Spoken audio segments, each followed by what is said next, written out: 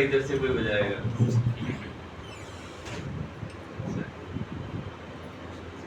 जय विष्णुपाद परमहंस विचार्य श्रीमती सिद्धांत स्वामी जय विष्णुपाद की जय आनंद कोटि वैष्णव की जय नमाचार्य श्रीदास की जय ज्ञान श्री गिरिराज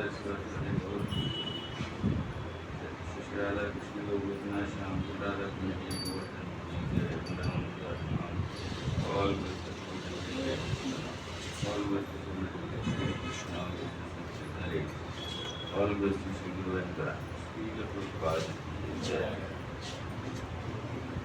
कितनी देर तक ले सकते हैं? मुझे कब तक टाइम पता होना चाहिए ना, उस हिसाब से फिर।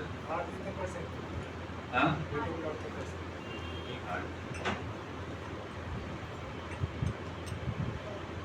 मैं फर्स्ट टाइम आ रहा हूँ यहाँ पर।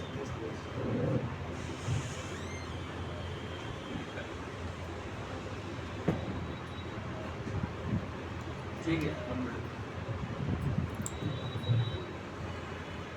ये सेंटर कब शुरू हुआ था? 2 साल पहले, 2 दिन मुझे कोविड में स्टार्ट किया था, फिर कोविड आया तो पूरा बंद करना पड़ा इसको। लेकिन तो पूरा 2 साल जब तक कोविड था तब तक ये सेंटर पूरा बंद रहा। रेंट हमने पे किया था और डिवोटीज को कुछ ऑनलाइन कनेक्ट किए थे, तो जब ओपन किया सेंटर तो फिर थोड़ा प्रॉब्लम नहीं हुआ उसमें।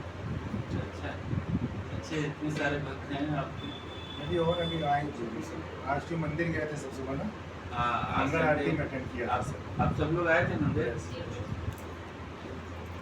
मंगल आरती में किसी का अनाउंसमेंट हुआ था, किसी कटवरिया सारा देश का हुआ था। अच्छा, कटवरिया सारा देश के सारे कांग्रेगेशन आए थे।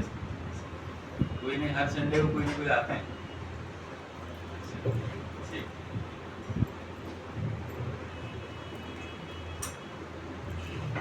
ओम नमो भगवते वासुदेवाय। ओम नमो भगवते वासुदेवाय। ओम नमो भगवते वासुदेवाय।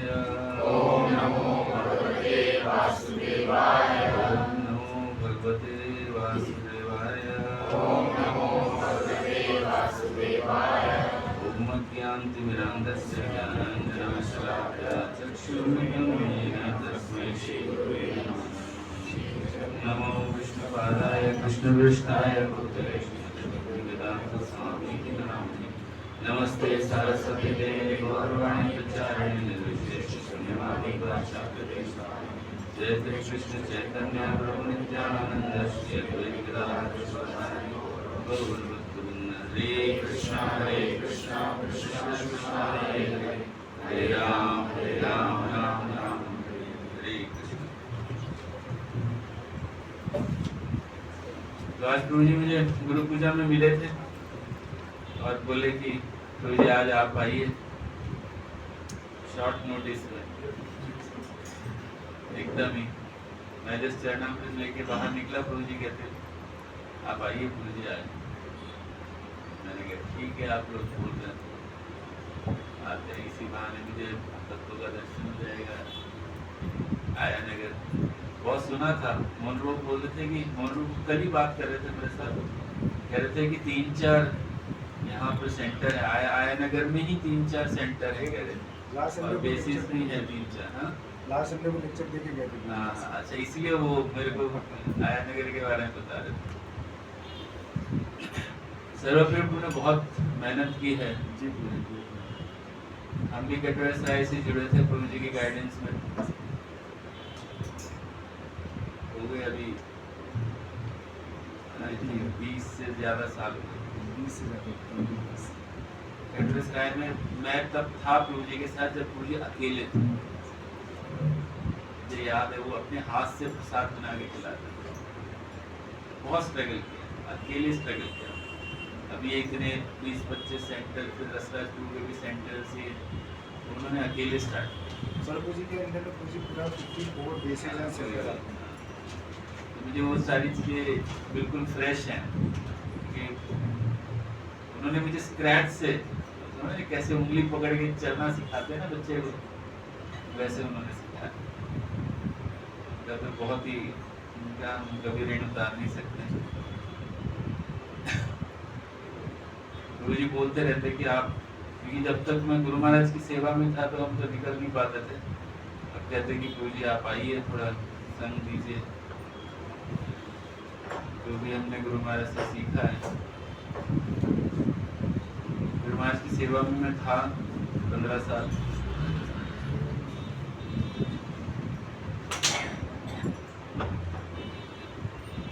कटोरेसराय में भी रहा हूँ मैं 1 साल प्रभु जी के साथ।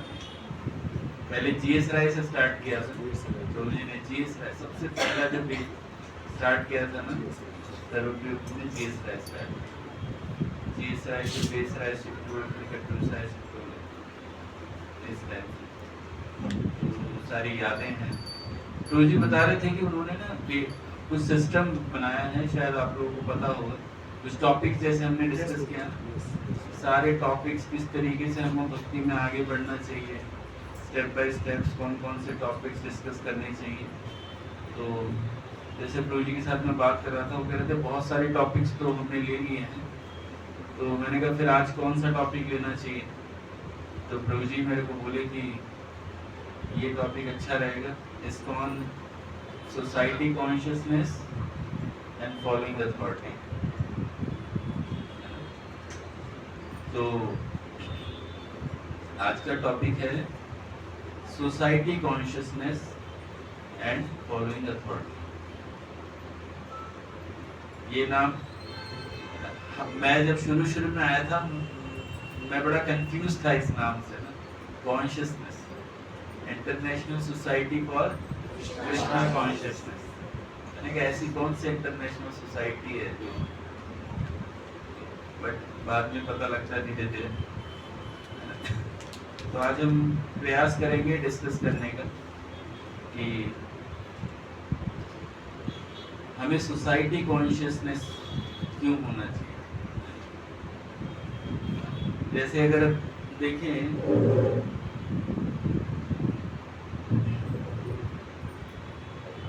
आप ये वर्ड इंग्लिश के वर्ड्स हैं, बट आप लोगों को आसानी से समझ में आ जाता है।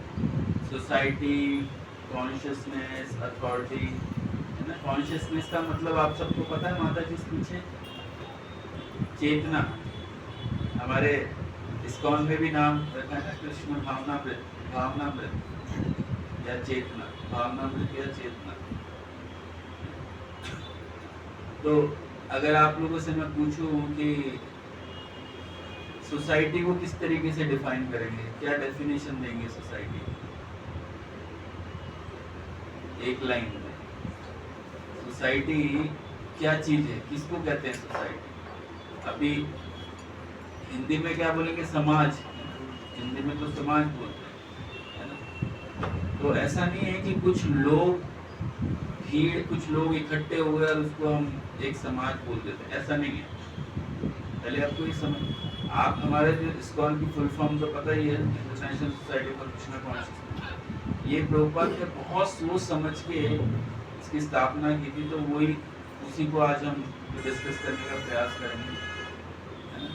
तो जैसे कुछ लोग इकट्ठे हो गए, उसको हम सोसाइटी नहीं बोल सकते, उसको हम समाज नहीं बोल सकते। किसी भीड़ को हम क्या समाज नहीं बोल सकते। तो समाज किसको बोलते हैं, सोसाइटी किसको बोलते हैं, जिसका एक लक्ष्य होता है। सबसे इम्पोर्टेंट चीज जो है, एक गोल होता है, एक उद्देश्य होता है ना। और उस उद्देश्य को पूरा करने के लिए कुछ प्रिंसिपल्स होते हैं, है ना। और उन प्रिंसिपल्स को गाइड करने के लिए एक बोनाफाइड लीडर होता है। तो ये 3 चीजें होनी चाहिए सोसाइटी, समाज में। समाज, कोई भी समाज होता है, उसका एक उद्देश्य होता है, उसका एक रूल्स एंड रेगुलेशंस होते हैं और उनका उसको लीड करने के लिए एक लीडर होता है ना। तो इस तरीके से आप समझ सकते हैं कि समाज, क्योंकि तभी हम समझ पाएंगे कि प्रभुपाद ने ये स्थापना क्यों की, है ना। ये चीजों को हम तब समझ पाएंगे कि पहले तो ये समझ लेंगे कि ये सोसाइटी का मीनिंग क्या होता है। आप देखेंगे प्रभुपाद ने नाम रखा इंटरनेशनल सोसाइटी, इंटरनेशनल भी रख दिया, सोसाइटी भी रख दिया। तो सोसाइटी इसलिए बोला है। तो ये जो आधार हमने 3 आधार बताए हैं, है ना, एक तो उद्देश्य होना चाहिए और उसके रूल्स एंड रेगुलेशंस होने चाहिए और उनको एक लीडर होना चाहिए। आप देखिए, अगर आपको बोला जाए, है ना, कि अब इस्कॉन इंटरनेशनल सोसाइटी ये भी एक समाज है, एक भक्तों का समाज है। तो ये पर्टिकुलर मिशन से, है ना, ये चैतन्य महाप्रभु के मिशन को स्टार्ट करने के लिए प्रभुपाद ने इसको एस्टैब्लिश किया। ये जो समाज प्रभुपाद ने बनाया है इंटरनेशनल सोसाइटी, ये किस लिए बनाया है? चैतन्य महाप्रभु के आंदोलन को आगे बढ़ाने के लिए। अभी तक जो चैतन्य महाप्रभु का आंदोलन कहाँ पे था? सिर्फ भारत में सीमित था, है कि नहीं। बंगाल से चैतन्य महाप्रभु ने शुरू किया, तो भारत में सीमित था। अभी उसको प्रभुपाद ने इंटरनेशनल लेवल पे लेके गए, तो इसीलिए फिर प्रभुपाद ने नाम रखा international society for Krishna consciousness. अभी आप अगर देखें कि ये जो सोसाइटी है ना, सोसाइटी कॉन्शियसनेस, है ना, जब हम किसी परिवार में रहते हैं, है ना, तो हम कोई भी कार्य जब करते हैं तो फैमिली कॉन्शियस होना चाहिए, है ना? कि हम कोई भी कार्य करते हैं तो उससे हमारे फैमिली मेंबर्स को क्या फायदा होगा या नुकसान होगा, वो सब सोचना पड़ता है, सोचना चाहिए। उसको बोलते हैं फैमिली कॉन्शियसनेस। सोसाइटी कॉन्शियसनेस का मीनिंग यही हुआ कि हमें कोई भी कार्य करना है तो उस हिसाब से सोच के करना चाहिए कि इससे सोसाइटी को फायदा होगा या नुकसान होगा। अगर मान लो जो सोसाइटी कॉन्शियसनेस है, इसमें से अगर हम सोसाइटी के बारे में ना सोचकर, है ना, सिर्फ अपने बारे में सोचें, है ना, जैसे परिवार में अगर कोई सदस्य सिर्फ अपने बारे में सोचेगा तो फिर वो परिवार ज्यादा दिन तक टिकेगा नहीं। तो अगर हम ऐसे सोचते हैं कि ये अगर सोसाइटी में अगर हम सोचते हैं, जैसे हम मान लो इसको एक एग्जांपल ले लेते हैं, आया नगर बेस में हम सोचते हैं, एक समाज बन गया ना, इसे ब्रांच ऑफ इंटरनेशनल सोसाइटी। तो ये भी एक समाज है जिसका एक उद्देश्य है ना, उद्देश्य है और उसके रूल्स हैं और एक लीडर है।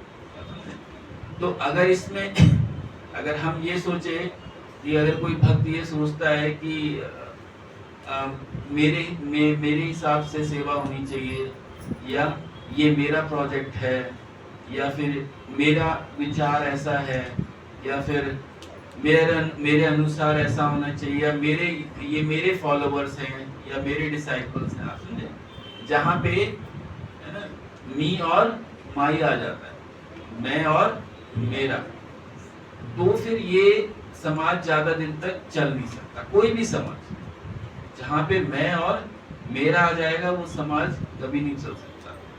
इसलिए प्रभुपाद ने यहाँ के रूल्स इतने अच्छे बनाए हैं। इसलिए आप देखिए 50 साल के बाद भी इस्कॉन सोसाइटी बिल्कुल एज इट इज चल रही है जैसे प्रभुपाद चाहते थे। क्यों? क्योंकि यहाँ अच्छे स्ट्रॉन्ग लीडर्स हैं। वो क्या करते हैं, वो अपनी चीजें नहीं ऐड करते। वो कोई भी चीज, वो ये नहीं बोलते कि ये मेरी सेवा है या मेरा प्रोजेक्ट है। वो क्या बोलते हैं, ये प्रभुपाद का मिशन है ना। हम कभी भी कोई भी सेवा करते हैं भक्त लोग, तो वो यही बोलते हैं कि प्रभुपाद का मिशन है ना, गुरु साधु शास्त्र के बेस पे होना चाहिए ये सब। और और मैं इस्कॉन की सेवा कैसे कर सकता हूँ इसके बारे में सोचना चाहिए, कैसे मैं सहयोग कर सकता हूँ इसके बारे में सोचना चाहिए। जब ये भाव होता है सोसाइटी के लिए, वो सोसाइटी ग्रो करती है। समझे? मैंने आपको बता दिया, अगर डिफरेंस बता दिया ना, इंडिविजुअल कॉन्शियसनेस नहीं होनी चाहिए। अगर हम मैं और मेरा सोच के करेंगे सोसाइटी में, वो सोसाइटी कभी आगे ग्रो नहीं कर सकती। और ये मिशन किसका है? चैतन्य महाप्रभु का, जिसको प्रभुपाद ने स्टार्ट किया है, इस्कॉन नाम देके। तो मैं और मेरा जो है वो निकालना पड़ेगा। और क्या डालना पड़ेगा? कुछ भी कम कर रहे हैं तो किसके लिए कर रहे हैं? प्रभुपाद के लिए कर रहे हैं। किसके लिए कर रहे हैं? गुरु साधु की प्रसन्नता के लिए कर रहे हैं। और कोई भी चीज हम यहाँ पे कर रहे हैं वो सेवा के भाव से कर रहे हैं, इस्कॉन को आगे बढ़ाने के लिए। हमेशा ये भाव में रहना चाहिए कि हम कैसे इसको और सहयोग दे सकते हैं, क्योंकि कोई भी समाज एक इंसान से नहीं चलता। प्रभुपाद 70 साल की उम्र में उन्होंने इस्कॉन की सोसाइटी की स्थापना की, तो अकेले नहीं चला पाए ना, तो वो तो वृद्ध थे, ओल्ड एज में थे। तो उन्होंने इतना स्ट्रॉन्ग प्रिंसिपल बनाए जिससे वो इस सोसाइटी को एस्टैब्लिश कर सके। तो अगर देखा जाए तो कोई भी सोसाइटी है, चाहे इस्कॉन सोसाइटी है, वो किसी एक व्यक्ति की स्ट्रॉन्ग विल पावर या शुद्धता से नहीं आगे बढ़ पाए। वो सोसाइटी की कॉन्शियसनेस, सोसाइटी की शुद्धता, सोसाइटी के रूल्स एंड रेगुलेशंस को अगर स्ट्रिक्टली फॉलो करते हैं तभी वो आगे ग्रो कर पाए। आप समझ रहे हैं मैं क्या कहना चाह रहा हूँ? हम ये समझने का प्रयास कर रहे हैं कि है ना, एक्चुअल सोसाइटी का मीनिंग क्या है ना? आप देखेंगे समाज में एक जैसी विचारधारा वाले लोग सोसाइटी बनाते हैं ना। बहुत सारे सोसाइटीज आपको देखने को मिलेंगे, ट्रस्ट, एक जैसे ट्रस्ट, कोई ट्रस्ट बना देते हैं, कोई सोसाइटी नाम दे देते हैं। तो एक जैसी विचारधारा वो इसीलिए होता है कि जब हम एक साथ मिलके एक साथ आते हैं तो एक मिशन को हम अचीव कर सकते हैं। तो हमारा क्या मिशन है? चैतन्य महाप्रभु का मिशन क्या है? हरेर नाम ही केवलम, चलो नास्ते नास्ते नास्ते गति रखे। चैतन्य महाप्रभु हरे कृष्ण महामंत्र पूरे विश्व में फैलाना चाहते हैं। महामंत्र की जो इम्पोर्टेंस है हमारी लाइफ में, कलयुग में हरिनाम संकीर्तन की जो इम्पोर्टेंस है कलयुग में, उसको फैलाना चाहते हैं और प्रभुपाद उसको आगे बढ़ा रहे हैं। आप समझे? तो उसी तरीके से हम आगे बढ़ेंगे। तो जैसे हम समझने का प्रयास कर रहे थे कि समाज और भीड़ में क्या अंतर है, वो तो अभी हमको समझ में आ गया। अब ऐसा नहीं है कि रेलवे स्टेशन पे आपको भीड़ दिख रही है, बस स्टैंड में भीड़ दिख रही है, वो समाज है। समाज नहीं, समाज मतलब जिसका एक पर्टिकुलर गोल होता है, एम होता है, रूल्स होते हैं, लीडर्स होता है ना। आप देखेंगे, आप जैसे कोई यूएस वगैरह कोई गया होगा फॉरेन कंट्रीज में, तो वहां पे ना मैं गया था, देखा अलग अलग कम्युनिटी बना रखी है, हिंदू कम्युनिटी, सिख कम्युनिटी। क्यों?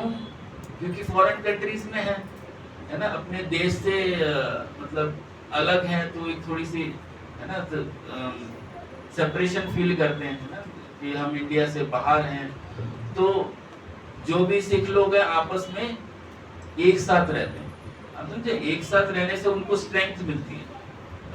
हिंदू लोग सब एक साथ रहते हैं जैसे उनको स्ट्रेंथ मिलती है ना। तो एक गोल होता है, एक रूल्स होते हैं। तो ऐसे ही अलग अलग जगह पे आपको ऐसे देखने को मिलेंगे, कम्युनिटीज डेवलप हुई होती है। तो वैसे ही प्रभुपाद ने ये सोसाइटी बनाई है ना। उस सोसाइटी का क्या, आप देखिए, कृष्णा कॉन्शियस सोसाइटी, मतलब इस सोसाइटी में जितने भी डिवोटीज हैं वो हमेशा एक ही सेंटर पे भगवान श्री कृष्ण को फोकस में रखते हुए, सेंटर में रखते हुए हर कार्य करते हैं, उनकी भक्ति करते हैं, भक्ति करने का प्रयास करते हैं। तो कृष्णा सेंटर्ड है ना, कृष्णा कॉन्शियसनेस, कृष्णा सेंटर। हमारे जीवन में भगवान सेंटर में होने चाहिए। हमारी कोई भी एक्टिविटी हमारी जो हम करते हैं वो भगवान सेंटर में हम रख के करेंगे तो हम अपने जीवन के लक्ष्य को प्राप्त कर पाएंगे। तो वही प्रभुपाद ने इस सोसाइटी को एस्टैब्लिश किया जिससे हम समझ सकें कि हमें हमारे जीवन का लक्ष्य क्या है। अब जैसे अथॉरिटी है ना, अब अगर सोसाइटी को रन करना है, सोसाइटी को रन करना है तो फिर उसका जैसे हमने डिस्कस किया कि एक लीडर होना चाहिए, स्ट्रॉन्ग लीडर होना चाहिए। स्ट्रॉन्ग लीडर मतलब अथॉरिटी, स्ट्रॉन्ग लीडर मतलब अथॉरिटी। तो आप देखेंगे इसलिए शास्त्रों में, इवन भगवद गीता में भगवान बताते हैं 16वें अध्याय में 24वें नंबर श्लोक में, तस्मात् छात्रस्य प्रमाणन्ते कार्य कार्यते व्यवस्थितो ज्ञात्वा शास्त्र विधानोक्त कर्म कर्तुमि अर्हसि। भगवान बोल रहे हैं कि इसीलिए शास्त्रों के नियम के अनुसार यह समझना चाहिए कि क्या कर्तव्य है और क्या नहीं। इन नियमों और कानूनों को जानकर मनुष्य को ऐसा आचरण करना चाहिए जिससे वह धीरे धीरे उन्नति कर सके। तो अथॉरिटी आपको बताएगा कि क्या करना चाहिए और क्या नहीं करना चाहिए। प्रभुपाद इसमें पर्पल में बहुत सुंदर बताते हैं, है ना, ये मनुष्य जीवन की पूर्णता ही है कि अथॉरिटी को फॉलो करना। अगर हम अपनी अथॉरिटी को नहीं फॉलो करते तो हमारा जीवन, है ना, एमलेस हो जाएगा। आप देखेंगे संसार में जितनी भी जीवात्माएं परेशान हैं, कष्ट पा रही हैं, तड़प रही हैं, क्यों हो रहा है?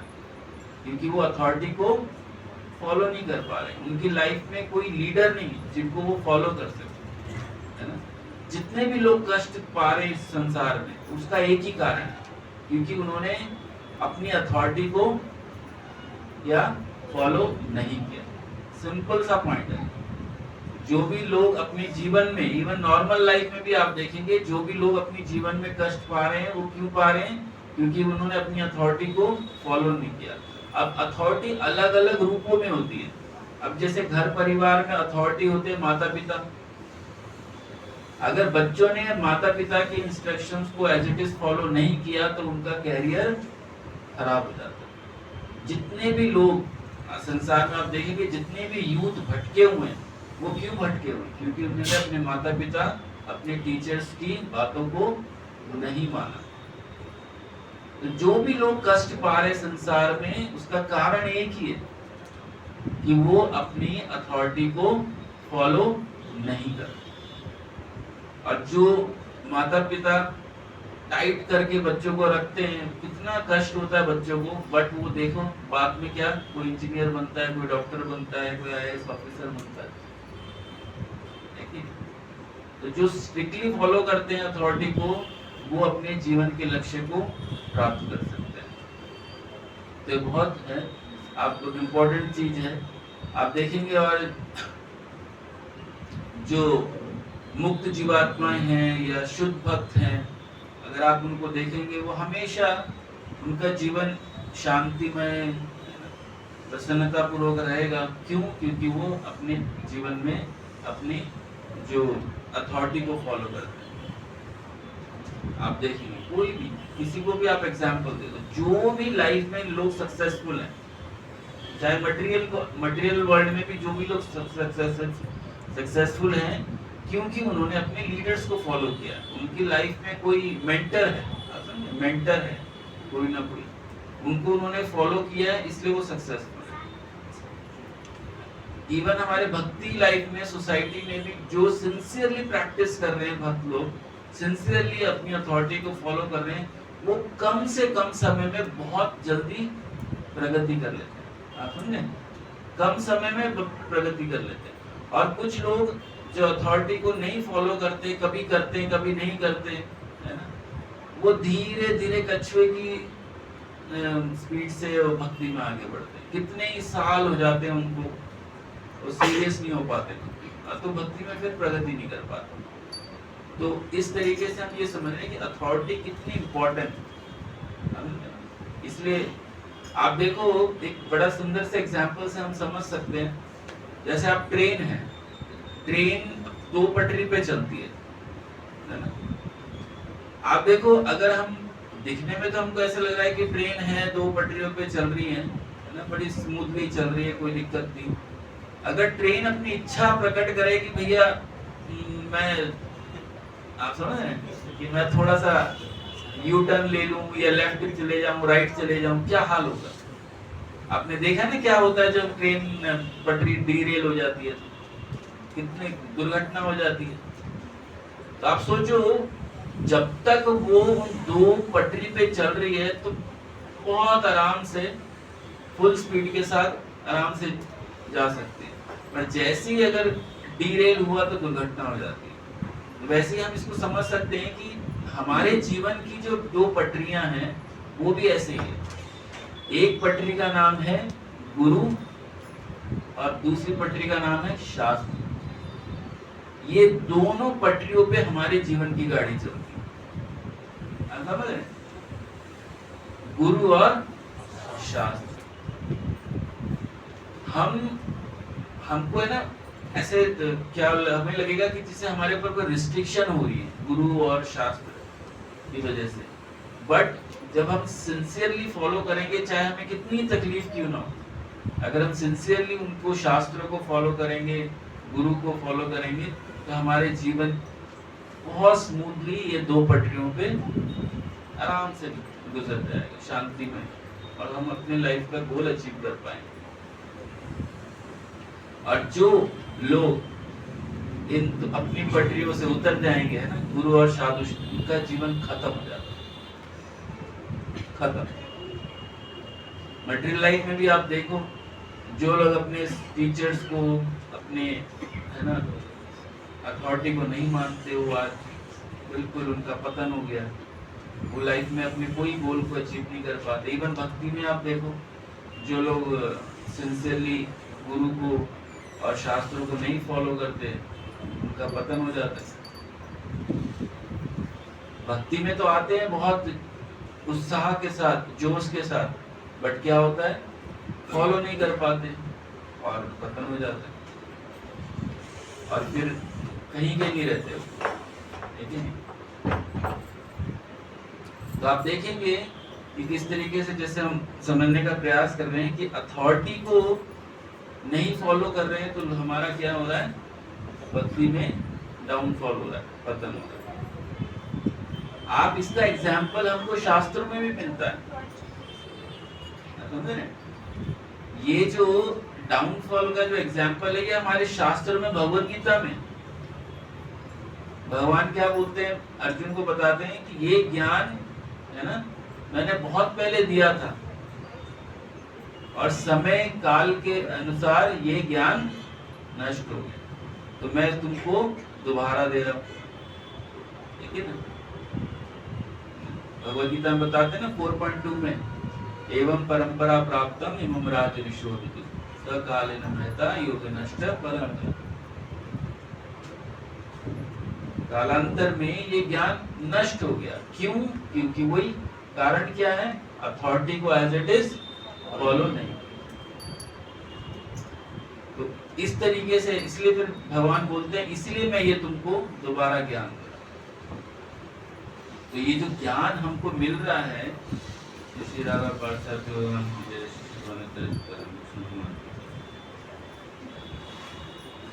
ये जो ज्ञान मिल रहा है हमको, ये डायरेक्ट भगवान से आया हुआ ज्ञान है ना, गुरु परंपरा के माध्यम से ये हमको ज्ञान मिल रहा है। ये जो आध्यात्मिक ज्ञान है, ये ऐसा नहीं है कि हमारी कल्पना है।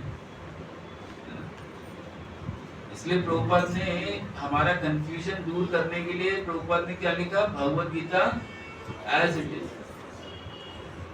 मतलब किसी को कंफ्यूजन ना हो। प्रभुपाद तो बोलते हैं कि माय कमेंट, लोग, है ना, इंट्रोडक्शन में लिखा हुआ है, कितने लोग अपनी अपनी कमेंट्रीज देते हैं भगवद गीता में, माय ओपिनियन, ये माय ओपिनियन वाला फंडा प्रभुपाद ने तुरंत कैंसिल कर दिया। Bhagavad Gita as it is, Prabhupad बोलते कोई कल्पना नहीं करनी, कोई मेरा ओपिनियन, तुम्हारा ओपिनियन, या मुझे पसंद है या तुम्हें पसंद है, या आजकल सोशल मीडिया में बहुत चल रहा है इसलिए इसको बना देते हैं, ऐसा नहीं। ज्ञान मतलब जो परंपरा से आ रहा है, जो ज्ञान परंपरा से आ रहा है वही एक्चुअल में ऑथराइज है, और वो गुरु परंपरा के माध्यम से ही हमें ग्रहण करना चाहिए, है ना। इसीलिए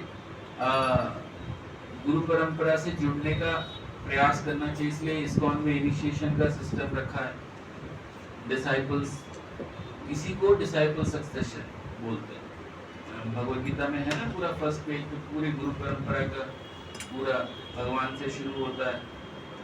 तो चैतन्य महाप्रभु श्रील प्रभुपाद से हमारी गुरु परंपरा ऑल्टर में भी है। तो ये जो ज्ञान है एज इट इज आ रहा है गुरु परंपरा के माध्यम से, तो प्रभुपाद ने वही ज्ञान हमको दिया। तो आप जब ये इस्कॉन सोसाइटी से जुड़े हैं तो आपको सोसाइटी कॉन्शियस होना पड़ेगा।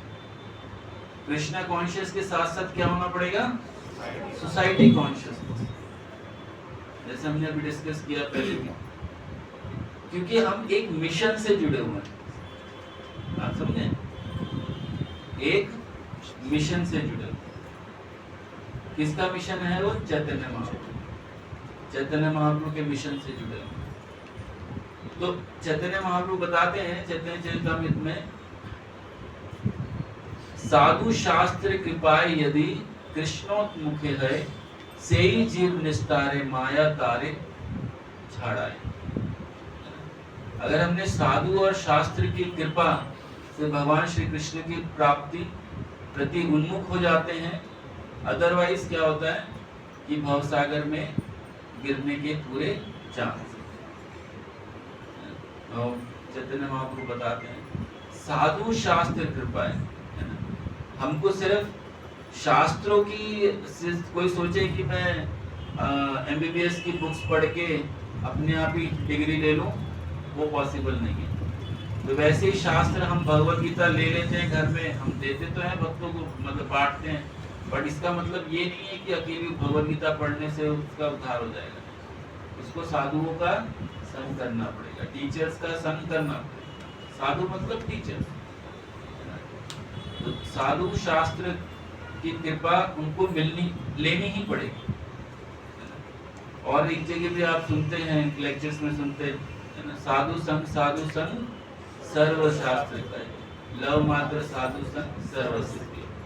तो ये साधु संग बहुत इम्पोर्टेंट है, जो इसीलिए प्रभुपाद ने ये सोसाइटी बनाई है, इंटरनेशनल सोसाइटी, जहाँ पे हम साधुओं का संग कर सकें, उन साधुओं का जो कृष्ण भावनामृत, कृष्णा कॉन्शियस, जिनका सेंटर क्या है? कृष्ण है। इस श्लोक में आप देखेंगे चैतन्य महाप्रभु बता रहे साधु शास्त्र कृपा है। आप इसमें एक वर्ड नहीं लिखा साधु, साधु और शास्त्र दोनों वर्ड लिखे। तो आप देखेंगे कृपा है वो वैष्णव समाज में, जो समाज में वैष्णव के माध्यम से मिलेगी, साधु के माध्यम से। और भगवान साधु के माध्यम से ही आपको कृपा देंगे। अगर आप सोचते हो कि शास्त्रों को अकेले ही पढ़ लें और भक्त बन जाए, शुद्ध भक्त बन जाए, वो पॉसिबल नहीं है। वो जो रास्ता है बहुत खतरनाक है, डेंजरस है। अकेले भक्ति करना बहुत खतरनाक। चैतन्य महाप्रभु भक्ति रसामृत सिंधु में आप पढ़ते होंगे, एकांत की हरेर भक्ति उत्पाय कल्पते।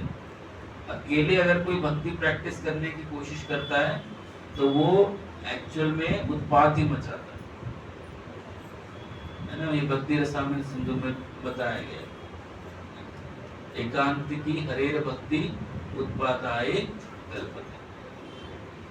तो अगर आप ये सोचते हैं कि अकेले ही भक्ति प्रैक्टिस कर ले, मैं घर पे ही रह के YouTube पे लेक्चर सुन लूंगा, अकेले ही प्रैक्टिस कर लूंगा, तो बहुत मुश्किल है, कुछ दिन कर पाओगे।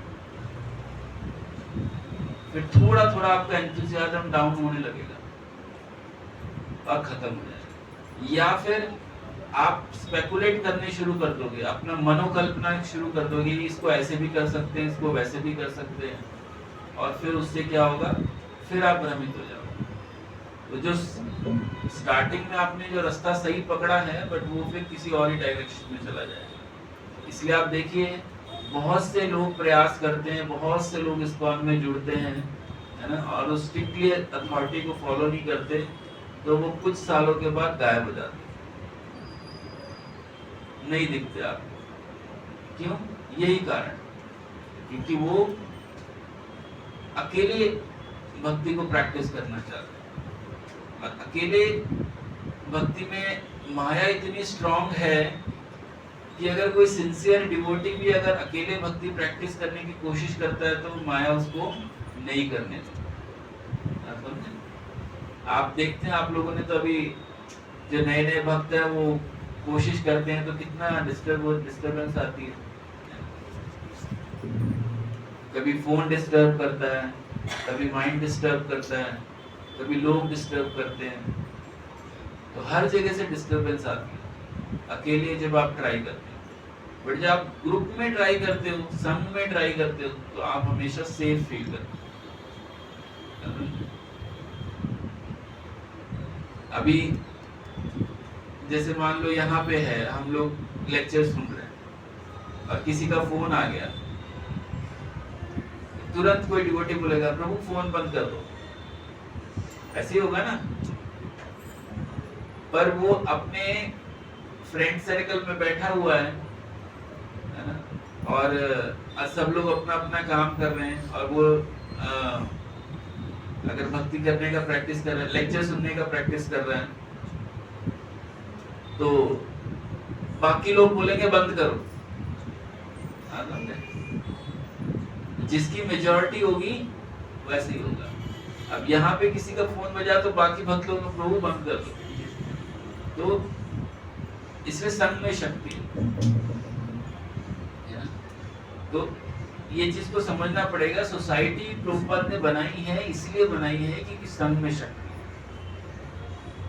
देखो ये एग्जांपल मैं आपने बहुत बार सुना भी होगा, शायद अपने पेरेंट्स से सुना होगा या फिर किसी लेक्चर में सुना होगा। एक पिता अपने शरीर छोड़ने वाला होता है तो अपने सारे लड़कों को बुलाता है और बोलता है कि है ना, मैं तो अभी शरीर छोड़ रहा हूँ, तुम सब लोग एक साथ मिल के रहना। ये आपने सुना होगा। तो वो उनको एग्जाम्पल समझाने के लिए बोल तो दिया, पर बच्चों को समझ में नहीं आएगा, इसलिए वो एक लाइव एग्जाम्पल उनको दिखाता है। वो ऐसे सबको बोलता है कि एक लकड़ी ले आओ। आपने सुना है ना बचपन में ये स्टोरी, सब एक लकड़ी ले आओ, फिर सब उसको तोड़ दो, सब तोड़ देते आराम से, फिर कहते हैं एक साथ जोड़ दो, तोड़ के दिखाओ, कोई तोड़ नहीं पाता। तो ये वाला एग्जाम्पल हम स्कूल में सुना करते थे।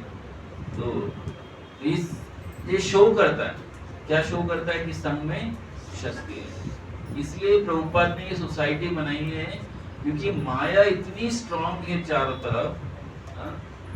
मैं आप सच में यकीन नहीं करोगे, आप मैं अभी मंदिर से आया ना तो ऐसा लगता है हम वैकुंठ में रहते हैं। जैसे मैं इन सड़कों पे आया और लोगों को देखा तो मैं सोचता हूँ कि क्या कौन सी दुनिया है।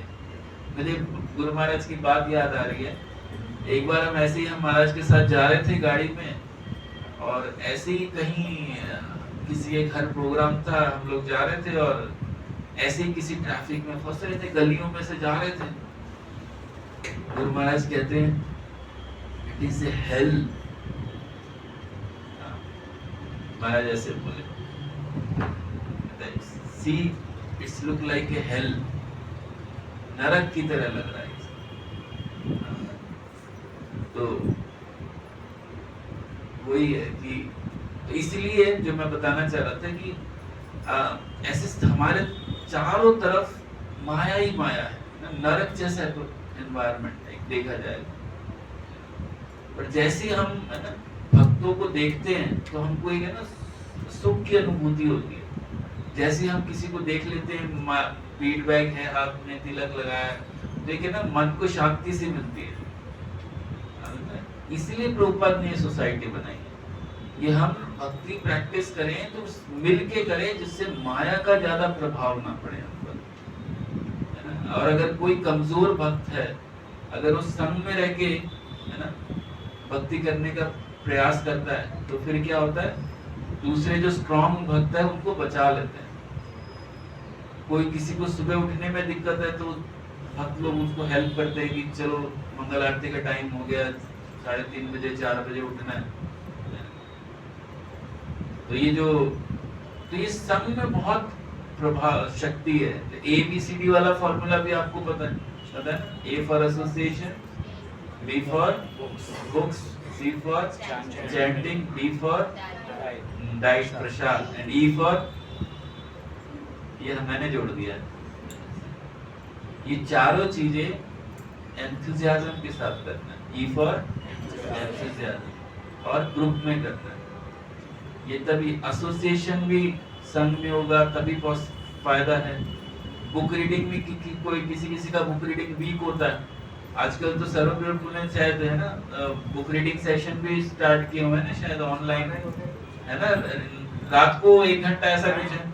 हाँ देखो, इस संघ में शक्ति है। माइंड में, जैसे माइंड में रहता है, जैसे होता है ट्यूशन भी एक संघ ही है ना। क्यों माँ बाप ट्यूशन भेजते हैं बच्चों? वो ये भी तो बोल सकते हैं तुम आ जाओ, उनके माता पिता अनपढ़ थोड़ी होते हैं, चलो ले आओ किताब खोलो मैं पढ़ा, पर नहीं होगा। संघ में जाएगा वैसे ना, सेम माइंड के लोग बच्चे होंगे, एक दूसरे को देख के पढ़ने की इच्छा होगी, सीखने की इच्छा होगी, इसलिए ट्यूशन भेजते हैं। कंपटीशन होगा एक दूसरे को देख के, तो यहाँ पे भी एक दूसरे को देख के फिर हमको उत्साह आता है कि अच्छा प्रभु जी तो 16 माला कर रहे हैं, मैं क्यों 8 माला ही कर रहा हूँ, मैं भी 16 माला करूंगा कल से। तो इस तरीके से उत्साह आता है। वो बोलेगा मेरी तो भगवत गीता खत्म हो गई है, वो कहता है मेरी तो अभी शुरू नहीं हुई, तो फिर उत्साह आएगा कि भैया मेरे को भी शुरू करना चाहिए रोज। तो इस टाइप से एक दूसरे को देख देख के हमको उत्साह मिलता है। तो कहने का मतलब है प्रभुपाद ने यही पर्पस से ये सोसाइटी स्टार्ट की है कि हम एक साथ रह के एक साथ एक दूसरे को भक्ति में आगे बढ़ाने का प्रयास करें। अकेले बहुत मुश्किल है भक्ति, है ना, कलयुग में भक्ति अकेले करना बहुत मुश्किल। आप जाके देखिए, एक डिवोटी अगर मंदिर करताल और मृदंग लेके हरिनाम करके दिखाए, दूसरे 4 लोग आ जाएंगे ना करने के लिए, डांटने के लिए। और आप 100 लोग चले जाएं एक साथ हरिनाम संकीर्तन करते, तो वो उनको रास्ता देना पड़ता है।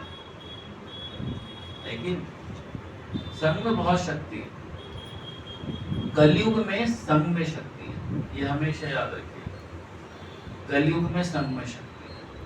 ये बहुत पहले मैंने आई थिंक सर्वप्रिय के लेक्चर में सुना था। कलयुग में क्या है? संघ में शक्ति है। आप कोई भी कार्य कर रहे हैं, अगर वो मिल के कर रहे हैं, इवन पूरा कार्य भी कर रहे हैं ना, कोई अगर मिल के कर रहे हैं ना, वो जीत जाए। इसलिए आप देखिए, आप देखते हैं आजकल जो सोसाइटी कितना एक सही बोलता है, पर ये जो, मैं नाम नहीं लूंगा किसी का, आप देख रहे हैं ना, अपोजिट पार्टी वाले एक साथ मिल जाते हैं ना, एक को नीचे करने के लिए। तो वो सोच रहे हैं, पर ये है आजकल। पर संघ में है शक्ति, कम से कम की ताकत आ जाती है बोलने की, नहीं तो अकेला कोई नहीं कर पाएगा। तो वो अगर वही प्रिंसिपल अगर भक्ति में अप्लाई करें तो संघ में शक्ति है। घड़ी है सब, टाइम तो हो गया, मैं तो कुछ शुरू नहीं किया अभी। चलो कोई बात। अभी हम सोसाइटी में आ गए, अभी हमको ये पता चल गया कि सोसाइटी क्या होती है, प्रभुपाद ने क्यों इसको एस्टैब्लिश किया। अभी सोसाइटी को आगे बढ़ाना है ना, ये तो पता चल गया ना कि हम सोसाइटी में क्यों हैं। अब इसको आगे बढ़ाना है, तो इसका आगे बढ़ाने का एक ही प्रिंसिपल है, कोऑपरेशन। प्रभुपाद बोले ना, if you can show how much you can love me by showing cooperation. आप मुझसे कितना प्रेम करते हैं वो कैसे पता चलेगा?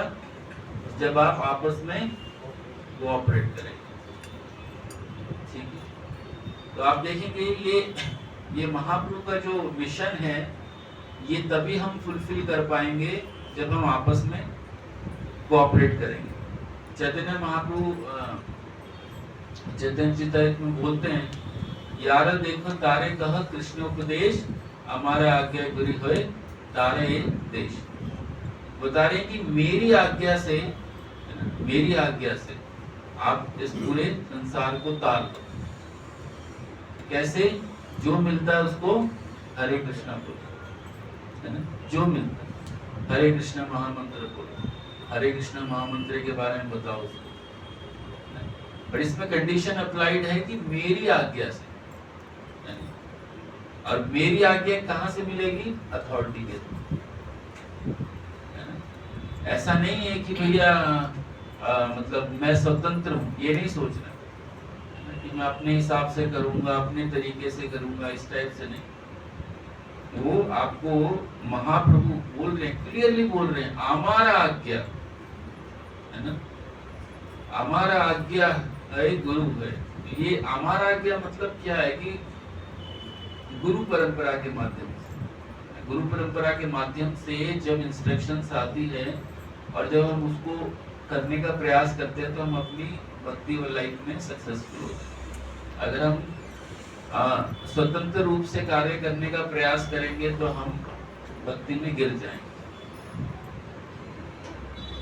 तो महाप्रभु ऐसा नहीं बोल रहे हैं, महाप्रभु बोल रहे हैं मेरी आज्ञा से। महाप्रभु ये नहीं बोल रहे कि तुम अपनी मर्जी से करो, है ना? तो देखा जाए तो हमारी पूरी जो गौड़ीय है ना, गौड़ीय वैष्णव परंपरा है, वो पूरा किस पे डिपेंड है? आज्ञा पालन। क्लियर? आज्ञा मिलेगी, उसको लेना है, उसको करना, दैट्स इट। अपने मन से कुछ नहीं करना। As it is word Prabhupad ने भगवद गीता के साथ जोड़ दिया। एज इट इज मतलब एज इट इज करना। शास्त्र में भी एज इट इज है और सेवा में भी एज इट इज है। जितना बोला जाए उतना ही करना। बहुत सुंदर सा एग्जाम्पल आता है हनुमान जी का, भगवान के शुद्ध भक्त हैं। जब वो सीता माता को ढूंढने के लिए गए थे लंका और वापस ढूंढ के आ गए, और फिर सारा क्रेडिट वो ले सकते थे कि आपने तो बहुत बड़ा काम कर दिया। सब लोग तारीफ करने लगे, आप लोग ने तो बहुत बड़ा काम कर दिया। उन्होंने कहा कि मैंने कुछ नहीं किया है, ये सब भगवान की कृपा है, भगवान राम की कृपा है। तो तुरंत सारा क्रेडिट किसको दे दिया? भगवान को दे दिया। उन्होंने अपना पूरा सेवा भाव, सेवक की तरह उन्होंने एक भाव रखा और सारा क्रेडिट किसको दे दिया? इसलिए हम भक्ति में जब कोई भी सेवा करते हैं तो सारा क्रेडिट हमको गुरु परंपरा को दे देना चाहिए, तभी हम उस कॉन्शियसनेस को मेंटेन कर पाएंगे, कृष्णा कॉन्शियसनेस। नहीं तो मैं और मेरा वाली कॉन्शियसनेस अगर आ गई तो फिर आप समझ लो कि आपकी चेतना दूषित हो जाएगी और भक्ति में आप आगे नहीं बढ़ पाएंगे। हमें ये समझना चाहिए कि हमको बेसिकली गुरु परंपरा का इंस्ट्रूमेंट बनना है। आप समझे क्या बनना है? इंस्ट्रूमेंट। किस चीज के लिए? चैतन्य महाप्रभु के मिशन को आगे बढ़ाने के। गुरु परंपरा का मिशन और इंस्ट्रूमेंट बनना है। आप भागवतम में भी आता है, भागवतम भी 11वें स्कंद में आता है, पढ़ेंगे आप, तस्मात् गुरु प्रपद्यते। मनुष्य को सदगुरु की शरण में जाना चाहिए। यहाँ पे जो गुरु वर्ड आ रहा है, ये गुरु परंपरा के लिए रिप्रेजेंट हो रहा है। ये हमको गुरु परंपरा को शरणागत होना पड़ेगा, अथॉरिटी से कनेक्ट होना पड़ेगा। कनेक्शन बनाना बहुत जरूरी है। इंडिपेंडेंटली आप कुछ नहीं कर सकते, और अगर करने का प्रयास करेंगे तो अल्टीमेटली आपका फॉल डाउन हो जाएगा। फॉल डाउन मतलब आपका पतन हो जाएगा, आप भक्ति से गिर जाएंगे। कोई ये सोच सकता है, क्योंकि कोई ये सोचता है कि मैं तो डबल पीएचडी हूँ, आप समझे, मैंने तो पोस्ट ग्रेजुएशन किया है, ये सब लोग तो अनपढ़ लोग हैं। ऐसे भी कोई सोच सकता है। जैसे मान लो आप प्रचार कर रहे हो, है ना, और किसी को प्रचार कर दिया, वो पढ़ा लिखा लड़का है, वो डबल पीएचडी है, और फिर थोड़े दिन तो वो चीजें समझ में लगेगा, उसके बाद भगवत गीता पढ़ने के बाद अब वो अपना दिमाग लगाना शुरू करेगा, और जब अपना दिमाग लगाना शुरू करेगा तो उसका भक्ति में पतन हो जाएगा। वो ये सोचेगा कि ये तो भैया अनएजुकेटेड लोग हैं, इनको तो ढंग से बोलना नहीं आता। वो फिर अपना मटेरियलिस्टिक दिमाग लगाते हैं, भौतिक जो बुद्धि है उसको लगाते हैं, और गुरु परंपरा से कनेक्ट नहीं हो पाते, और फिर भक्ति से गिर जाते हैं। इसलिए हमें पूरा प्रयास करना चाहिए कि गुरु की शरण ग्रहण करें और गुरु परंपरा से कनेक्ट करें, और अथॉरिटी को स्वीकार करना चाहिए। अगर हम यही अंतर है, एक आध्यात्मिक उन्नति का यही अंतर है कि जो लोग जल्दी एडवांस हो जाते हैं, और जैसे हमने डिस्कस किया था, जो लोग बहुत मतलब कम उम्र में आते हैं और फटाफट कम उम्र में बहुत, है ना, एडवांस हो जाते हैं भक्ति में, और कुछ लोगों को कितने ही साल हो जाते हैं नहीं हो जाते। कारण यही है कि वो पूरी तरीके से अथॉरिटी को मानना शुरू करते हैं, एज इट इज करते हैं। इसीलिए यही कारण है इतने जल्दी वो भक्ति में आगे बढ़ जाते हैं। तो अगर हम सोसाइटी में हैं तो ऐसी चेतना नहीं होनी चाहिए, जैसे हमने डिस्कस किया था, मैं और मेरा वाली जो बिल्कुल चेतना, ये अगर रखेंगे तो फिर ना हम खुद भक्ति में आगे बढ़ पाएंगे, और ना ही हम सोसाइटी को, इस्कॉन को आगे ले जा सकते हैं, चैतन्य महाप्रभु का मिशन को। इसलिए मैं और मेरा वाला सिस्टम हमेशा खत्म करना पड़ेगा। जैसे मेरा आराम है ना, ये जो एग्जाम्पल्स हैं, मेरी प्रतिष्ठा, मेरी पसंद, मेरा ओपिनियन, जैसे हमने पहले भी डिस्कस किया था। तो हमारी कॉन्शियसनेस क्या होनी चाहिए? सोसाइटी कॉन्शियसनेस होनी चाहिए। सोसाइटी कॉन्शियसनेस क्या है? कृष्णा कॉन्शियसनेस ही हमारी सोसाइटी कॉन्शियसनेस। तो क्या होनी चाहिए एक्चुअल में? गुरु को क्या प्रसन्न, गुरु को हम कैसे प्रसन्न करें, ये हमारा होना चाहिए, है ना। प्रभुपाद को कैसे प्रसन्न करें, इस्कॉन ऐसे कौन से कार्य करें जैसे इस्कॉन को फायदा हो, प्रचार में क्या सहायता मिल, ऐसा क्या काम करें कि प्रचार में सहायता मिले। इस टाइप से इसको बोलते हैं सोसाइटी कॉन्शियसनेस। हम ऐसा क्या काम करें जिससे प्रभुपाद, गुरु और हमारे इस्कॉन सोसाइटी को फायदा हो। क्योंकि जैसे आपने सुना होगा, हम धर्म की रक्षा करेंगे तो धर्म हमारी रक्षा करेगा। तो यही है, हम अगर सोसाइटी की रक्षा करेंगे तो सोसाइटी हमारी रक्षा। ये चीज अभी तक हिंदू समाज वालों को समझ नहीं आई, अभी समझ में आ रही है जब आप सोशल मीडिया पे देख रहे, आप देख रहे कितना कन्वर्जन हो रहा है। पूरा केरल कन्वर्जन हो गया, और जब पूरा पंजाब में भी पूरा कन्वर्जन हो रहा है बहुत बुरी तरीके से। एशिया का बिगेस्ट चर्च आ रहा है वहां पर। आप सोचो, जलंधर में सिख कम्युनिटी है पंजाब में, और देखो वहां पे एशिया का बिगेस्ट चर्च आ रहा है जलंधर। गांव के गांव कन्वर्ट कर दिए, क्रिश्चियन बना। क्यों हो रहा है? क्योंकि वही हम वो नहीं कर पा रहे। हमको ये समझना चाहिए ना कि अगर हम धर्म की रक्षा करेंगे तो धर्म हमारी रक्षा करेगा। वैसे ही है, अगर हम सोसाइटी कॉन्शियस रहेंगे, है ना, हम इस्कॉन कॉन्शियस रहेंगे, international society for Krishna conscious, तो वो हमको बना के रखेगा क्या? कृष्णा कॉन्शियस। अगर हम इस्कॉन कॉन्शियस रहेंगे तो वो हमको क्या बना के रखेंगे? कृष्णा कॉन्शियस। इसलिए हमें प्रयास करना चाहिए हमेशा इस्कॉन के फायदे के बारे में सोचें।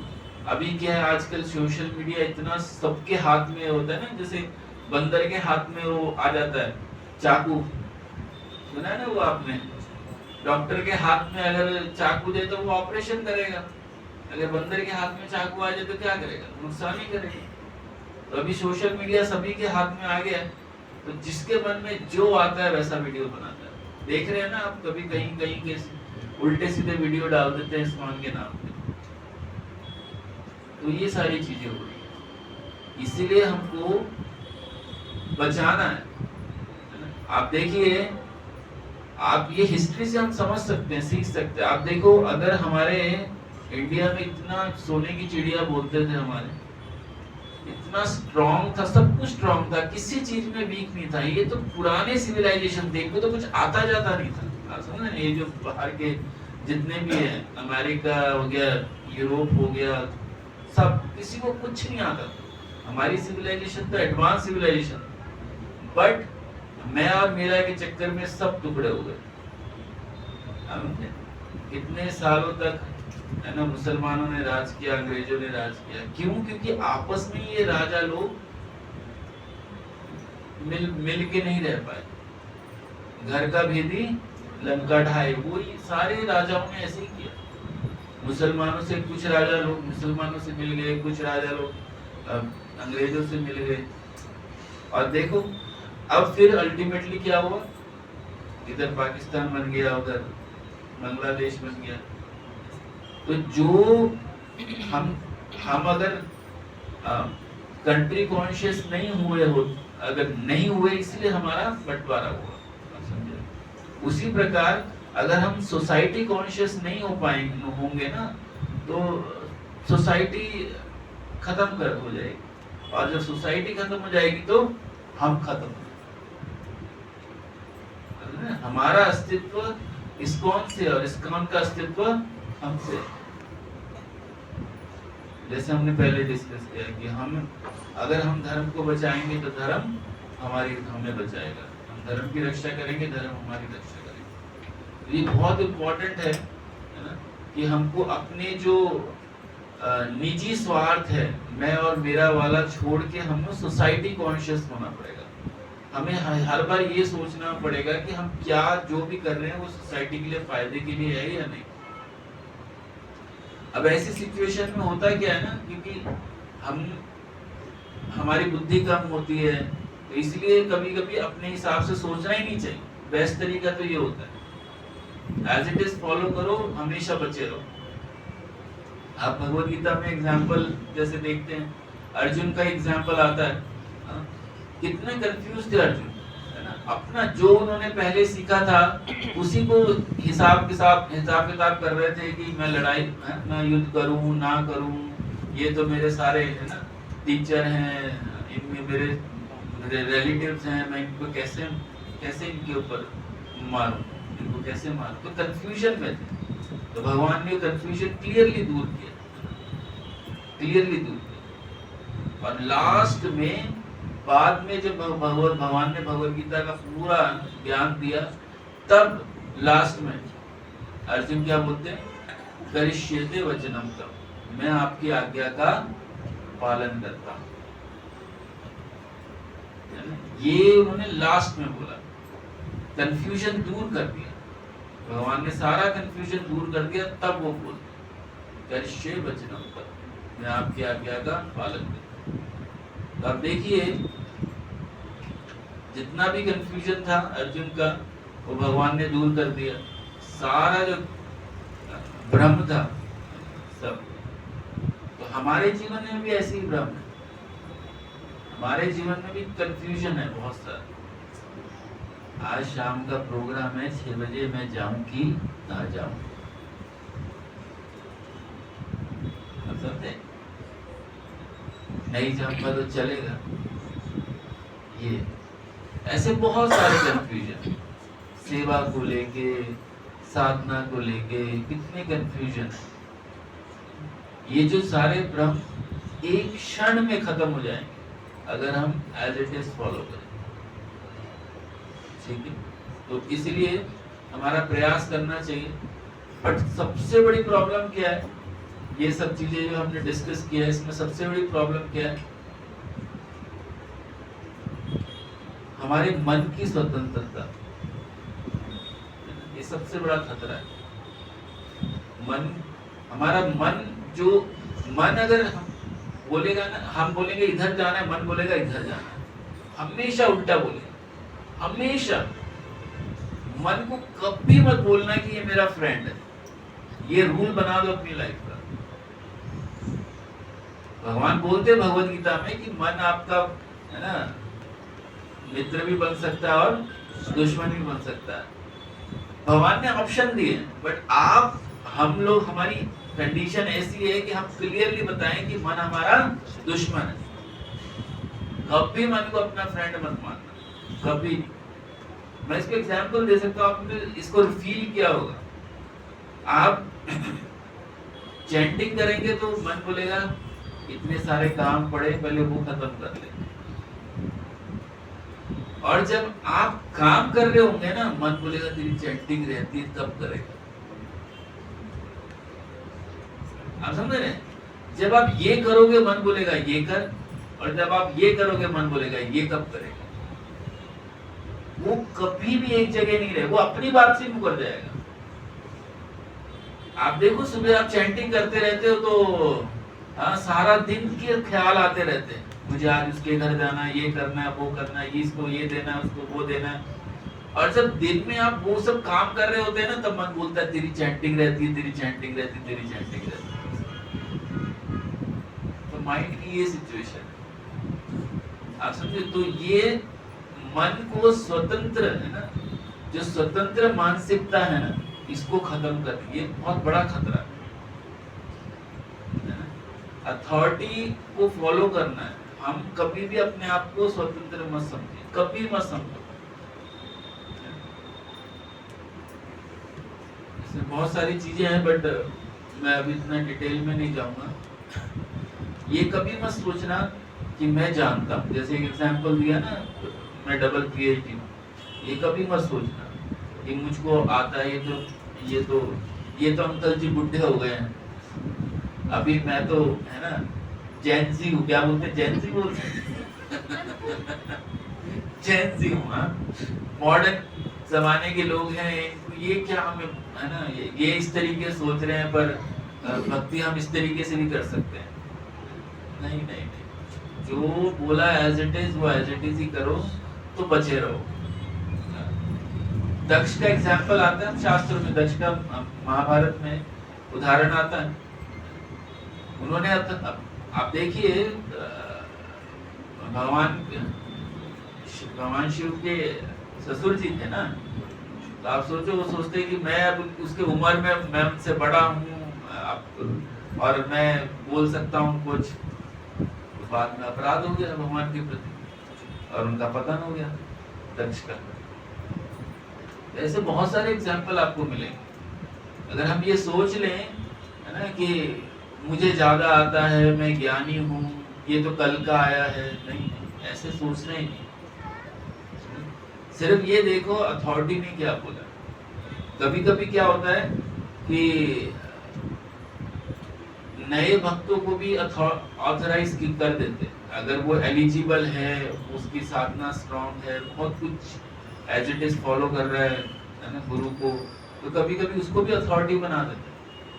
तो फिर अगर उनके अंडर में कोई है ना 60 साल 70 साल के अंकल आंटी हैं, बोलेंगे मैं बच्चे की बात क्यों मानूं।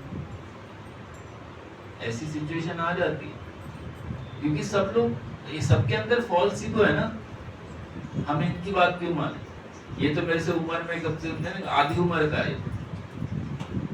तो इसीलिए ये सावधानी रहनी चाहिए। तो ये जो स्वतंत्रता जो है ना, जैसे दक्ष के जो एग्जाम्पल हम अभी सब डिस्कस किया, वो सोच बोले ना, शिव जी तो मेरे तो वो है ना दामाद है, मेरे से छोटा है, उम्र में छोटा है, इसकी बात क्यों मान, उसको मुझको रिस्पेक्ट देना चाहिए, तो अपराध हो गया। तो परिणाम स्वरूप आप देखिए सारा अपराध हो गया। इसलिए क्या कहते हैं कि विनम्रता बिना योग्यता के ना पूरी कियोस उत्पन्न करती है, अव्यवस्था उत्पन्न करती है। विनम्र है ना, विनम्रता अगर आपके अंदर है और योग्यता है आपके अंदर, और अगर आप विनम्र नहीं है तो उस योग्यता का कोई फायदा नहीं है। तो इसीलिए अगर आपके अंदर योग्यता है, दक्ष बहुत है ना, बहुत माने हुए थे, प्रजापति बोलते हैं, तो वो माने हुए थे, ऊपर विनम्रता नहीं थी, तो फिर सारी योग्यता खत्म। आप प्रभुपाद के एग्जाम्पल से आप देख सकते हैं, प्रभुपाद ने सब कुछ अचीव किया अपनी लाइफ, सब कुछ अचीव किया, बट उन्होंने कभी भी अपने आप को क्रेडिट नहीं दिया। आज ही मैं गुरु महाराज का लेक्चर सुन रहा था, पता नहीं कहाँ सुन रहा था, आज था या कल था, गुरु महाराज के लेक्चर में महाराज बोल रहे थे कि उन्होंने प्रभुपाद ने कोई भी क्रेडिट नहीं लिया, जितना भी ये इस्कॉन को सक्सेस मिला उन्होंने कोई भी क्रेडिट नहीं लिया, कोई भी क्रेडिट अपने ऊपर नहीं लिया, एक ही क्रेडिट लिया, अरे नहीं हाँ सर, आज की भागवतम क्लास में थी, आपने सुना था आज विशाखी प्रभु ने भागवतम क्लास दिया था, तो उसमें मुझे समझ नहीं आता मैंने कहाँ सुना है, तो आज ही सुना था कि वो बता रहे थे कि प्रभुपाद ने इतना इस्कॉन एस्टैब्लिश किया, प्रभुपाद डिसाइपल है विशाखी प्रभु, आज भागवतम क्लास थी संडे, आप लोग तो आए होंगे ना, तो आपने ये सुना होगा, तो प्रभुपाद उन्होंने बोला कि प्रभुपाद ने कोई क्रेडिट नहीं लिया, एक ही क्रेडिट उन्होंने लिया, याद है क्या बोला था? जिन्होंने सुना है उनको याद होना चाहिए। उन्होंने बोला कि मैं इस्कॉन इतना बड़ा, उन्होंने जितना भी बढ़ गया इतना इस्कॉन चारों तरफ, प्रभुपाद ने उसका क्रेडिट नहीं लिया, उन्होंने बोला कि बस एक ही क्रेडिट उन्होंने लिया, प्रभु जी बता रहे थे क्या लिया, कि उन्होंने गुरु परंपरा के ज्ञान को एज इट इज पहुंचाने का प्रयास किया, एज इट इज बोला था, कि एक ही क्रेडिट लिया, क्या कि एज इट इज उन्होंने गुरु परंपरा के माध्यम से गुरु परंपरा का ज्ञान देने का प्रयास किया, है ना, पाश्चात्य देशों में, एज इट इज। तो ये उनका एक मात्र क्रेडिट है, प्रभुपाद बोले, महाराज प्रभु जी बता रहे थे क्लास में, तो इतने हम्बल हैं प्रभुपाद, है ना, हमेशा वो अपने गुरु महाराज को क्रेडिट देते थे, अपने पूर्वाचार्य को क्रेडिट देते थे, शास्त्र को क्रेडिट देते थे, कभी भी खुद को क्रेडिट नहीं दिया। तो ये लक्षण है, किस चीज के लक्षण है? भक्ति में एडवांसमेंट के, भक्ति में जैसे जैसे आप आगे बढ़ोगे, या ऑटोमेटिकली आप ये बोलोगे नहीं प्रभु जी मेरे में तो कोई योग्यता ही नहीं है, ये सब तो भक्तों की कृपा से हो रहा है, गुरु की कृपा से हो रहा है, ये ऑटोमेटिकली ये होगा। कभी कभी हम ऊपर से भी बोलेंगे, वो अंदर से भी इसके अंदर वो फीलिंग आती है। जो एडवांस डिवोटी होते हैं वो जैसे प्रभुपाद ने बोला वैसे ही डिवोटी भी बोलते हैं, ये उनकी विनम्रता होती है। वो जैसे जैसे भक्ति में उन्नत होते जाते हैं वो हमेशा बोलेंगे कि ये सब गुरु गौरांग की कृपा है, हमारे में तो कोई योग्यता नहीं। तो ये भक्ति में आगे बढ़ने के लक्षण है। कोई जो भी ये सोचेगा मैं, मेरा और मेरी वजह से हो रहा है, तो आप सोच लो ये कुछ दिन का ही मेहमान है भक्ति में। आप क्लियर सोच लेना, उन्हें कुछ मत बोलना, ऐसे नहीं बोलना भैया आप कुछ दिन के मेहमान हो, नहीं। ये खुद के लिए सीखने के लिए, जिस दिन हमारे अंदर मैं, मेरा और मेरे द्वारा हो रहा है सोचने लगोगे आप भक्ति में, तो आप समझ लेना कि कुछ टाइम के बाद खत्म। गुरु महाराज को देख लो आप, तो गुरु महाराज को किन डिवोटीज ने देखा है पर्सनली?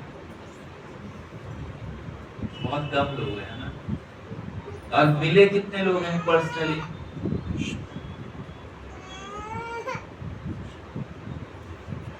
गुरु महाराज, मैं तो उनके साथ रहा हूँ 24 घंटे, है ना, मैं तो 15 साल मैं गुरु महाराज के साथ 24 घंटे रहा हूँ।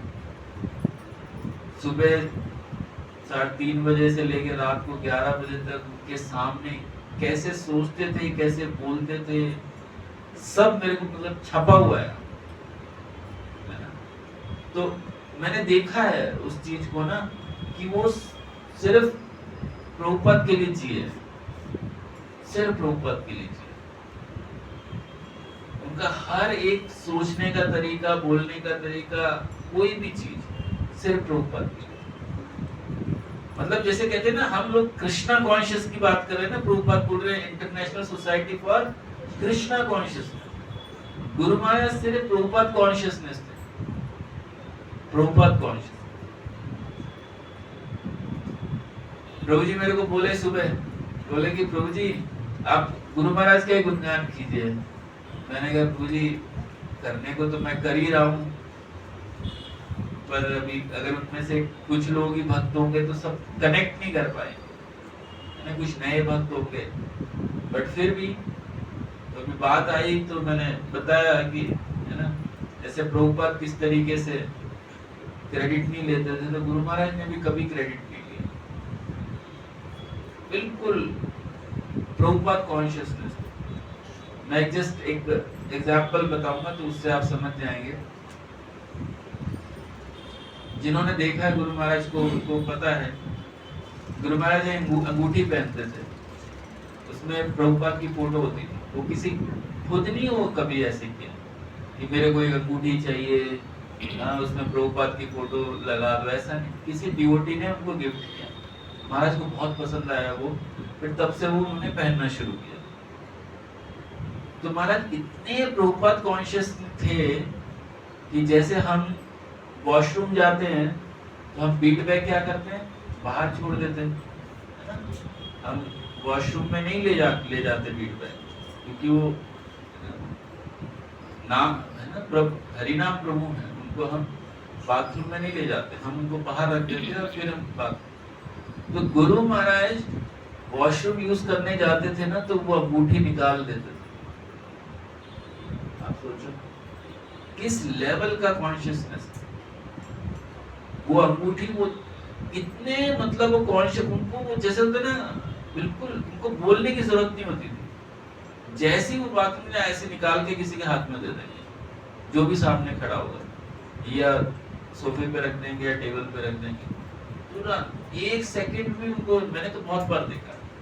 हम कभी कभी तो अंगूठी को ढूंढते ही रह जाते थे कहाँ चली गई, क्योंकि कभी कभी जल्दी जल्दी में सोफे पे रख देते थे, वो सोफे की गद्दी के नीचे चली जाती थी, कभी कहीं चली जाती थी। और महाराज कभी कभी एयरपोर्ट पे वॉशरूम यूज करने जाते थे, तो जो सामने उनको छोड़ने आता था उसके हाथ में दे देते, और वो फिर भूल जाता था कि महाराज ने मेरे को दिया, वो जेब में रख लेता, वो भूल जाता, और हम ढूंढ रहे हैं अंगूठी किसके पास है। ऐसे बहुत सारे इंसिडेंट हुए हैं। वो तो पर मिल जाती थी, ऐसा नहीं कि नहीं मिलती थी, मिल जाती थी। तो इसको कनेक्ट कर रहा हूँ।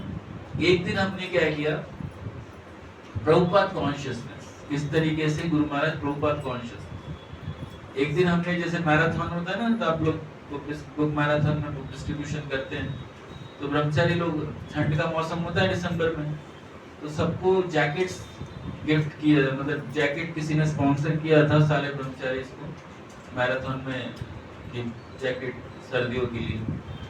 तो उस पे लिखा था book marathon, Prabhupada book marathon. तो जिसने स्पॉन्सर किया था उसकी एक इच्छा थी कि एक जैकेट में गुरु महाराज के लिए भी बनाऊं, तो गुरु महाराज के लिए बनाई। मेरे से नाप वगैरह ले गए थे महाराज का स्वेटर का, तो मैंने दे दिया था, बना के लाए। तो फिर उन्हें बोला प्रभु महाराज को पहनाना है। मैंने कहा ठीक है। मैं महाराज के पास गया, मैंने कहा महाराज भक्त लोग ने ये जैकेट बनाई है आपके लिए, बुक मैराथन में सब ब्रह्मचारी इसको दे रहे हैं, तो आपके लिए भी एक बनाई है, आप इसको एक बार पहन लीजिए और हम मेमोरी के लिए एक फोटो खींचेंगे।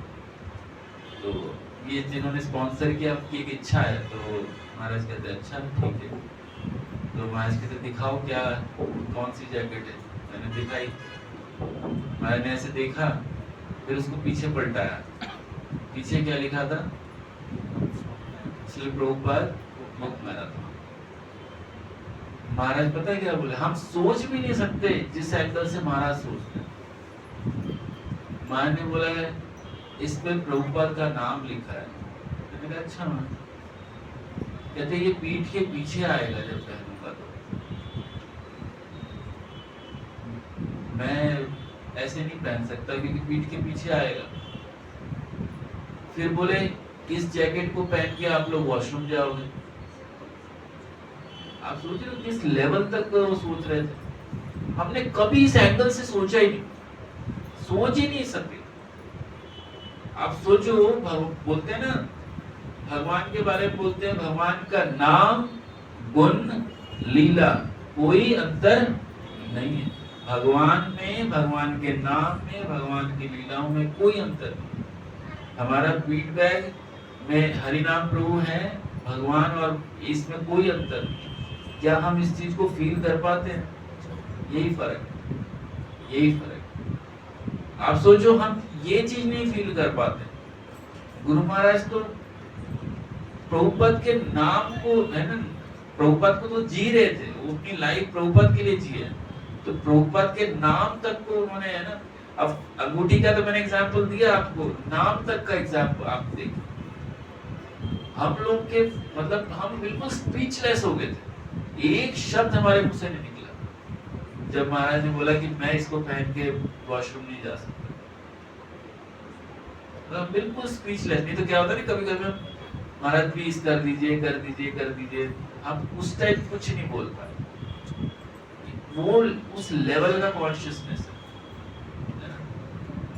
इसलिए गुरु महाराज कभी कभी लेक्चर्स में बोलते हैं कि भक्तों को अपने वॉलेट में, है ना, पर्स, जो जेंट्स लोग पर्स रखते हैं वॉलेट, उसमें भगवान की फोटो नहीं रखनी चाहिए, या फिर लेडीज लोग पर्स में, है ना, भगवान की फोटो नहीं रखनी चाहिए कि बाई चांस अगर आपको वॉशरूम जाना पड़े तो फिर वो उसको आप बाथरूम में ना लेके जाओ। इस लेवल का कॉन्शियसनेस है। तो वही है, ये सारी चीजें बहुत बहुत मैटर करती है। अभी जैसे मान लो एग्जांपल देता हूँ, आप जो बुजुर्ग लोग हैं उनको तो थोड़ा आइडिया वो था, कनेक्ट कर पाएंगे। जैसे हमारे दादी हैं, दादा दादी हैं जो चले गए, हम उनकी फोटो, आप, है ना, दीवार पे टांग देते फोटो बना के। आप उनको, आप कोई उसको फोटो को फाड़ दे तो कैसा लगेगा? गुस्सा आएगा ना। वो तो चले गए, वो तो चले गए, शरीर छोड़ दिया, बट उस फोटो को भी कोई फाड़ दे तो हमारे, है ना, दुखता है और गुस्सा भी आता है। तो कनेक्टिविटी है, इसीलिए कनेक्टिविटी। क्या वैसी कनेक्टिविटी हमारी है भगवान की पिक्चर्स के साथ? वैसी कनेक्टिविटी होनी चाहिए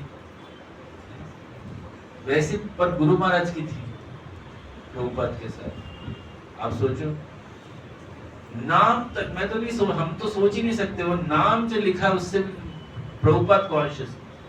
तो वही चीज मैं यहाँ पे बताना चाह रहा था, कंक्लूड, कि हमें कॉन्शियस होना पड़ेगा, है ना, सोसाइटी कॉन्शियस होना पड़ेगा। सोते जागते खाते पीते हर समय हमें ये सोचना चाहिए कि सोसाइटी को हम कैसे आगे बढ़ाएं, क्योंकि सोसाइटी को हम कैसे अगर आगे बढ़ाएंगे तो ऑटोमेटिकली हम आगे बढ़ेंगे। ये चीज हमेशा याद है। आप सोसाइटी को आगे बढ़ाएंगे तो ऑटोमेटिकली आप भक्ति में आगे बढ़ेंगे। कैसे?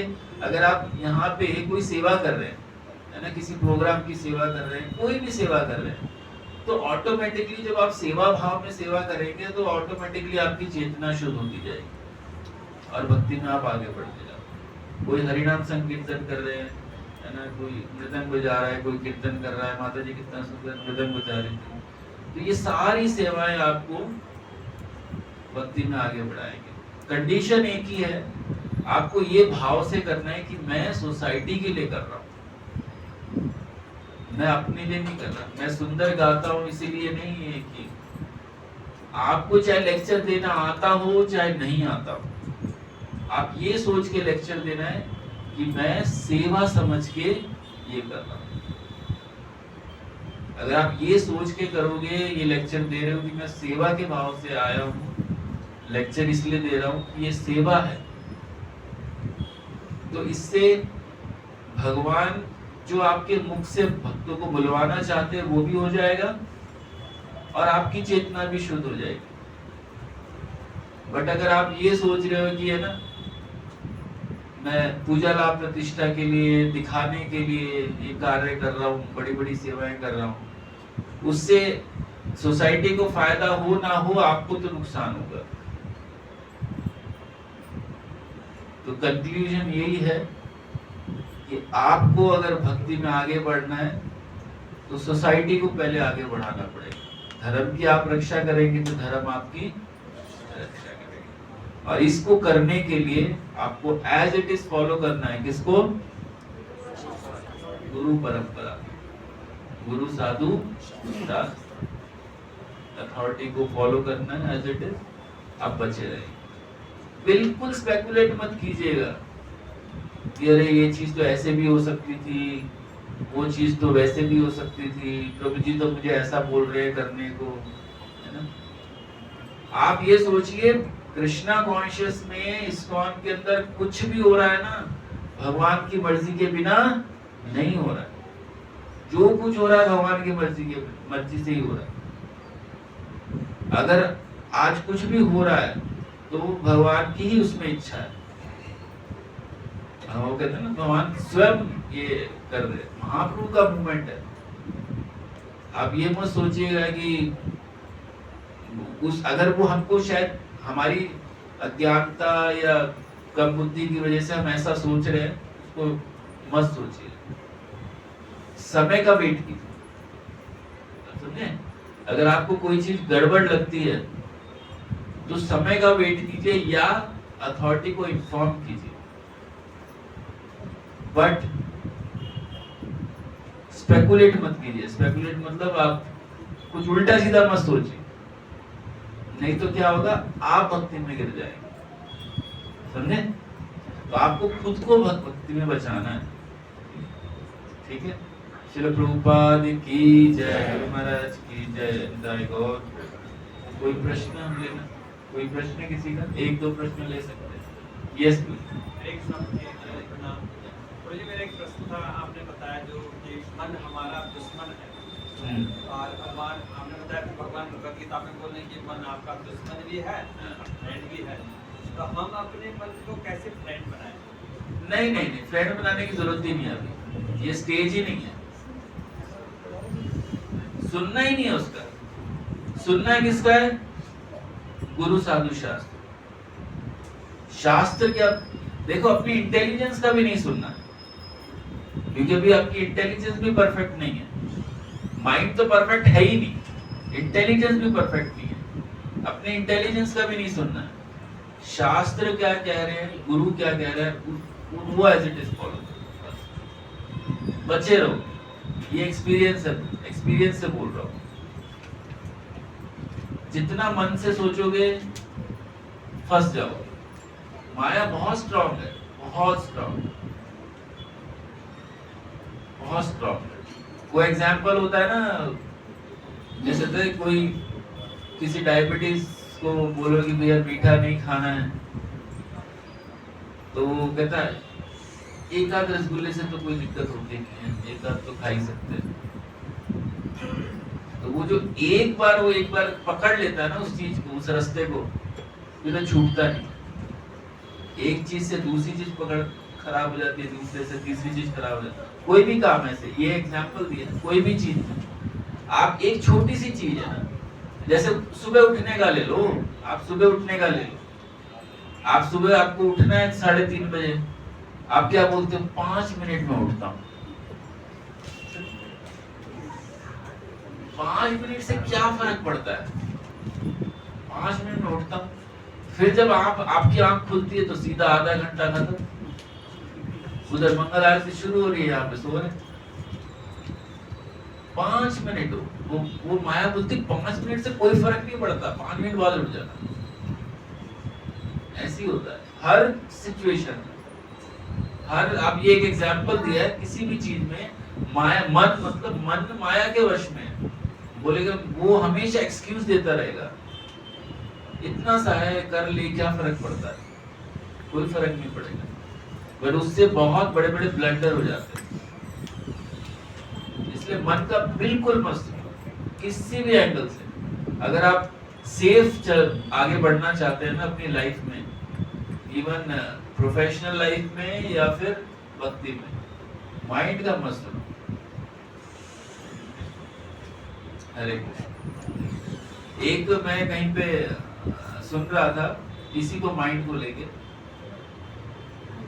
रोज उसको उसने अपना रूटीन बनाया था कि मुझको रोज वॉक करना है 5 किलोमीटर। अच्छा रूटीन चल रहा था। कोई भी सक्सेस किसी भी लाइफ में किसी भी चीज में सक्सेस चाहिए तो कंसिस्टेंसी जरूरी है। कंसिस्टेंसी मतलब रोज रोज वो चीज आपको एग्जैक्टली करना चाहिए, कंसिस्टेंसी होनी चाहिए उस चीज में।